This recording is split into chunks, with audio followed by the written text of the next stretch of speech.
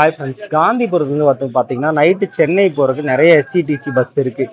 இருந்தாலுமே மக்கள் வந்து எஸ்சிடிசி பஸ்ஸில் நைட்டு போகாமல் ப்ரைவேட் ட்ராவல்ஸில் ஏன் போகிறாங்க அப்படின்னா, நைட்டு நம்ம ப்ரைவேட் ட்ராவல்ஸில் போகிறப்ப பார்த்தீங்கன்னா அது நேராக இப்போ கோயம்பேடு போகணும் அப்படின்னாலும் சரிங்க, சென்னையில் உள்ளே போகணும் அப்படின்னாலும் உள்ளே கொண்டு போய் விட்டுரும்.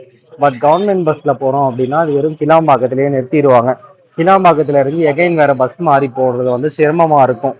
அதனால வந்து பார்த்தீங்கன்னா நிறைய பேர் நைட் டைம் ட்ராவல் கோயம்புத்தூர்லேருந்து சென்னை போகிறதுக்கு வந்து பார்த்தீங்கன்னா கவர்மெண்ட் பஸ்ஸை தவிர்த்துட்டு ப்ரைவேட் பஸ்ஸில் வந்து போகிறாங்க.